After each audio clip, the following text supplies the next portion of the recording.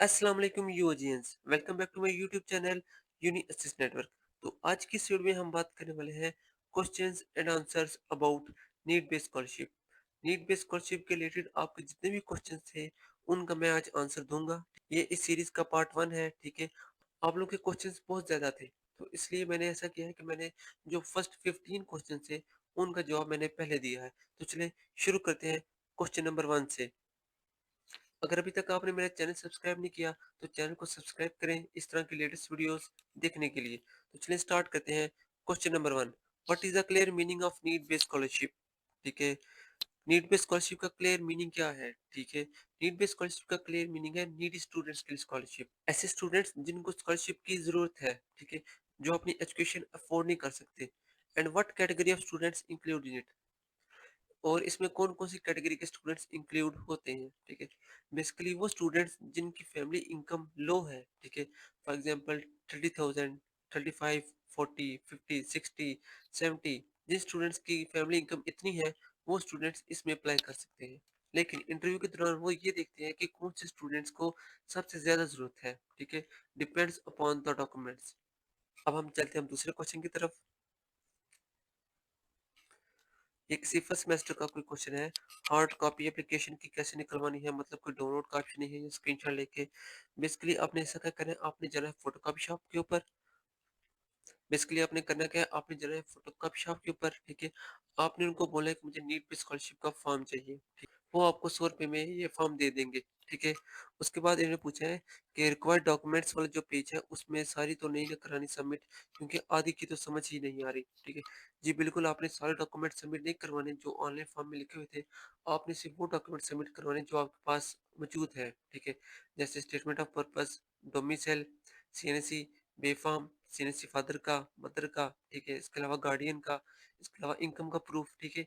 Income का proof 3-4 category के students के लिए अलग-अलग है, ठीक है। वो स्टूडेंट्स जिनके फादर लेबर हैं, उनका अलग होगा, जिनके शॉपकीपर हैं, उनका अलग होगा, जिनके बिज़नेसमैन है, कोई छोटा-मोटा बिज़नेस है, उनका अलग होगा। हर कैटेगरी के स्टूडेंट्स का इनकम स्टेटमेंट अलग-अलग होगा, ठीक है। तो चलिए अब हम चलते हैं हम क्वेश्चन नंबर 3 की तरफ। I am taking UG tuition fee since I was in first semester. Basically इस स्टूडेंट का जो क्वेश्चन है वो ये है कि ये फर्स्ट सेमेस्टर से यूजी की जो ट्यूशन फी वाली स्कॉलरशिप है, ठीक है, इसकी वो वाली स्कॉलरशिप लगी हुई है, ठीक है। बट ये स्टूडेंट है जो है बहुत ज़्यादा नीडी स्टूडेंट है, ठीक है।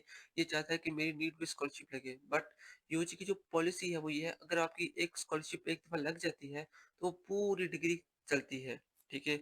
तो बेसिकली इसका सॉल्यूशन ये है, आप एसएससी जाएँ, ठीक। आप उनको बताएँ कि मैं स्कॉलरशिप नहीं लेना चाहता, ठीक है? तो वो क्या करेंगे, वो आपको बोलेंगे हार्ड फॉर्म में हमें एप्लीकेशन लिख के दे दो कि आप ये स्कॉलरशिप नहीं लेना चाहते, ठीक है? उसके बाद फिर जाके आप नीड बेस्ड स्कॉलरशिप में अप्लाई करने के लिए एलिजिबल होंगे। बट यहाँ पर एक मसला है, अगर आप उनको वो लेटर सबमिट करवा देते हैं, तो आपकी ट्यूशन फी वाली स्कॉलरशिप खत्म हो जाएगी, ठीक है? और अगर आपकी नीड बेस्ड वाली स्कॉलरशिप नहीं लगती, तो आप ट्यूशन फी वाली स्कॉलरशिप से भी हाथ धो बैठेंगे। What the possibilities for me to get HEC scholarship? आपकी जो पॉसिबिलिटीज़ है, वो बहुत कम होंगी, ठीक है। Should I talk to vice chancellor? Basically university में 2 टाइप की स्कॉलरशिप्स होती हैं, एक यूनिवर्सिटी लेवल की, ठीक है, जो यूनिवर्सिटी खुद प्रोवाइड करती है, जिसका सारा इख्तियार होता है वीसी साहब के पास। लेकिन कुछ स्कॉलरशिप्स होती हैं जो एचईसी और गवर्नमेंट हमें देता है, उसमें वीसी साहब कुछ नहीं कर सकते, ठीक है। कमेटी आती है, वो आपका इंटरव्यू लेती है और वही आपको सिलेक्शन करती है, ठीक है। तो वैसे बात कर सकते हैं, बात करने में कोई हर्ज नहीं, ठीक है। आप उनसे एक दफ़ा बात कर लें, ठीक है। बट जो सॉल्यूशन था वो मैंने आपको बता दिया। तो चलिए अब हम चलते हैं अपने नेक्स्ट क्वेश्चन की तरफ। क्वेश्चन नंबर 4 है, if electricity bill of July is not available, ठीक है। इस स्टूडेंट का जो क्वेश्चन वो ये है कि अगर जुलाई के मंथ का बिजली का बिल मौजूद ना हो, गुम हो गया हो, तो फिर हम क्या करेंगे, ठीक है। आप अगस्त का बिल अटैच कर सकते हैं, ठीक है। अगर आपके पास अगस्त का नहीं है, देन आप सितंबर का बिल अटैच कर सकते हैं, ठीक है। इस domicile must required? Yes, domicile is must required. अगर आपका डोमिसाइल नहीं बना हुआ, तो आप अभी जाके सुबह जाके डोमिसाइल बनवाएं, ठीक है। वो आपको एक टोकन देंगे, उस टोकन को आप यूज़ कर सकते हैं एसएससी वालों को सबमिट करवाने के लिए कि हमारा डोमिसाइल बन के आ जाएगा। विच डॉक्यूमेंट्स मस्ट बी अटेस्टेड? कौन से डॉक्यूमेंट्स ज़रूरी है अटेस्ट करवाना? बेफाम, सीएनसी, ठीक है, फादर का, मदर का, एकेडमिक रिकॉर्ड्स, ठीक है, जो भी आपके एकेडमिक रिकॉर्ड्स, मैट्रिक का, इंटर का, ये डॉक्यूमेंट्स अटेस्टेड करवाना बहुत ज़रूरी है, ठीक है। अब हम चलते हैं अपने क्वेश्चन नंबर 5 की तरफ। अस्सलाम वालेकुम, I want to say that we have lost. इसका भी सेम बिल्कुल वही क्वेश्चन है कि हमारा जो जुलाई का बिल है वो गुम हो गया है, ठीक है? देन आप अगस्त का बिल अटैच कर सकते हैं। अगर अगस्त का नहीं है देन आप सितंबर का, ठीक है? कोई ना कोई बिल आपके पास होगा, वो आपने अटैच लाज़मी करना है। नेक्स्ट हम चलते हैं अपने क्वेश्चन नंबर 6 के ऊपर। Please extend the date of the scholarship. जी, बिल्कुल ठीक है। डेट हम एक्सटेंड कर देते हैं। 24 अक्टूबर अब इसकी लास्ट डेट है, ठीक है? आपने 24 अक्टूबर तक इसमें अप्लाई कर लेना है। तो अब हम चलते हैं अपने नेक्स्ट क्वेश्चन की तरफ। Question number 7, online link need based scholarship. इस वीडियो के डिस्क्रिप्शन में आपको लिंक मिल जाएगा। आप उस लिंक के ऊपर क्लिक करके ऑनलाइन फॉर्म फिल कर सकते हैं। अब हम चलते हैं अपने नेक्स्ट क्वेश्चन की तरफ।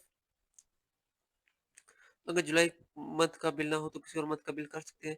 जी, बिल्कुल कर सकते हैं। ठीक है, कौन से मंथ का कर सकते हैं हम? अगस्त का कर सकते हैं, सितंबर का कर सकते हैं और अक्टूबर का। ठीक है, अगस्त का, सितंबर का आपके पास मौजूद होगा, देन मोस्ट प्रोबेबली आप अगस्त का और सितंबर इन दोनों में से कोई एक चूज़ कर लें। अब हम चलते हैं अपने नेक्स्ट क्वेश्चन की तरफ। Please tell me about required documents and what is the.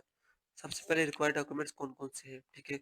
सबसे पहले बे-फॉर्म, सीएनएसी, फादर का, मदर का, ठीक है? इसके अलावा आपके डॉक्यूमेंट्स, मैट्रिक का रिज़ल्ट कार्ड, इंटरमीडिएट का रिज़ल्ट कार्ड, आपके सिबलिंग की फ़ीस, अगर आपके बहन-भाई कहीं पढ़ते हैं, उनके फ़ी चालान्स, आपका अपना फ़ी चालान, इसके अलावा स्टेटमेंट ऑफ पर्पज़, आपका इनकम सर्टिफ़िकेट, इनकम स्टेटमेंट, ठीक है? आपकी फैमिली की जितनी भी इनकम है उसका प्रूफ़, ठीक है? डोमिसाइल, ये सारी जो डॉक्यूमेंट्स हैं ये बहुत ज़रूरी है, ठीक है? बिजली का बिल, गैस का बिल, ये जो बिल्स है ये बहुत ज़रूरी है। And what is the statement of purpose and is there we है need to print statement of purpose. Statement of purpose क्या है? ठीक है, स्टेटमेंट ऑफ पर्पस बेसिकली आपको ये स्कॉलरशिप क्यों चाहिए, ठीक है? और इसको प्रिंट कराने की जरूरत नहीं है, ठीक है? बिल्कुल आप एक सिंपल सा A4 साइज पेज लें, जिसके ऊपर हम कोई चीज़ प्रिंट करवाते हैं, आप वो एक पेज लें, उसके ऊपर साफ अल्फाज में लिख दें जो भी आपकी रीज़न है, ठीक है? अब काफ़ी स्टूडेंट्स की काफ़ी ज़्यादा रीज़न होती हैं, आप जो भी आपकी एग्ज़ैक्ट रीज़न है, आप वो उसमें लिख दें, ठीक है?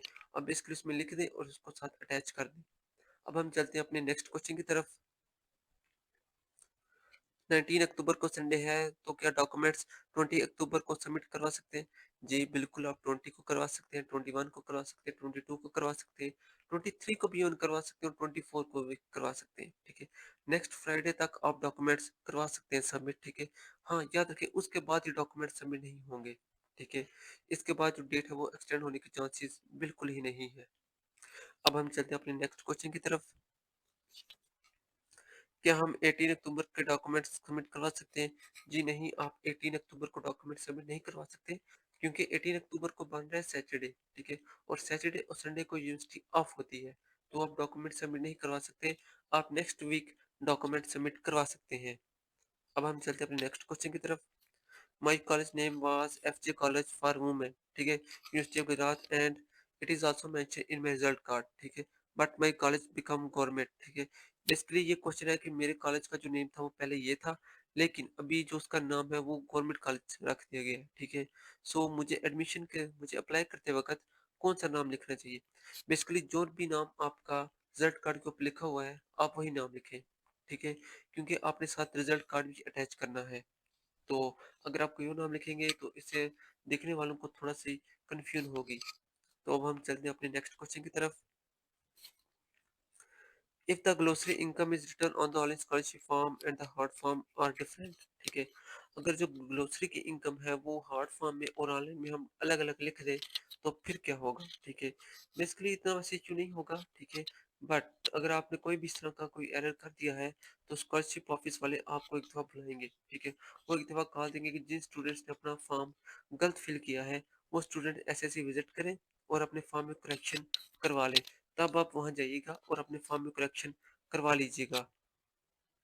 अब हम चलते हैं अपने नेक्स्ट क्वेश्चन की तरफ। हाउ टू अप्लाई, ठीक है? बिल्कुल भी परेशान होने की ज़रूरत नहीं है। मैंने पूरी वीडियो अपने यूट्यूब चैनल के ऊपर अपलोड की है कि किस तरह हमने ऑनलाइन फॉर्म फिल करना है और किस तरह हमने हार्ड फॉर्म फिल करना है। तो आप वो वीडियो देख सकते हैं और ईज़िली अप्लाई कर सकते हैं आज से पहले, ठीक है? मुझे नहीं याद कि 5-6 सालों में किसी ने ये वीडियो इस तरह से बना के अपलोड की हुई हो, ठीक है? मैं खुद बहुत कन्फ्यूज़ होता था, कैसे अप्लाई करना था, क्या होना था, क्या होता है, लेकिन अल्हम्दुलिल्लाह अभी मुझे बहुत ही ज़्यादा समझ है, ठीक है? और मैं काफ़ी ज़्यादा स्टूडेंट्स का अप्लाई भी करवा रहा हूँ। अब हम चलते हैं अपने लास्ट क्वेश्चन की तरफ। I am a student and I am orphan so I need scholarship to continue my study. ठीक है, अगर आप ऑर्फन स्टूडेंट हैं तो सबसे पहले आपको ऑर्फन स्कॉलरशिप मिलेगी यूनिवर्सिटी ऑफ गुजरात में। ठीक है, आप वाइस चांसलर से मिले, ठीक है, वीसी ऑफिस जाएं, आप उनसे मिले, आप उनको अपना इशू बताएं। ठीक है, वो आपको एसएससी भेजेंगे। ठीक है, आप एसएससी जाएं, उनको बताएं। ठीक है, वो आपका इंटरव्यू लेंगे। ठीक है, आपको डॉक्यूमेंट्स लेंगे, कुछ आपका प्रूफ लेंगे और उसके बाद वो आपकी ऑर्फन स्कॉलरशिप लगा देंगे। उसमें क्या होगा, आपको सिर्फ 100 रुपीज़ का चलान पे करना है। बट इन केस अगर वो कहते हैं कि आप नीड बेस में अप्लाई करें, देन आप नीड बेस स्कॉलरशिप में अप्लाई करें, आपकी स्कॉलरशिप इजीली लग जाएगी। तो ये थी आज की वीडियो। उम्मीद करता हूँ कि आपको मेरी वीडियो पसंद आई होगी। काफ़ी ज़्यादा स्टूडेंट सोच रहे होंगे कि उनके क्वेश्चंस कहाँ गए। परेशान ना हो, इसका नेक्स्ट पार्ट मैं सुबह अपलोड करूँगा। ठीक है, उसमें जो बाकी 15-20 क्वेश्चन हैं वो भी मैं आपको बता दूँगा। ठीक है, लेकिन अगर आपका फिर भी कोई और क्वेश्चन है तो आप फिर भी आप मुझसे पूछ सकते हैं। जो फॉर्म है वो मैंने व्हाट्सएप कम्युनिटी में अपलोड किया हुआ है। जो गूगल फॉर्म है जिसके थ्रू आप मुझसे क्वेश्चन भेज सकते हैं, वो मैंने व्हाट्सएप कम्युनिटी में ऐड किया हुआ है। आप जल्दी से जाएँ, वो फॉर्म फिल करें और फिर मैं आपके क्वेश्चन का आंसर दूँगा। मिलते हैं आपको अपनी नेक्स्ट वीडियो में, तब तक के लिए अल्लाह हाफ़िज़।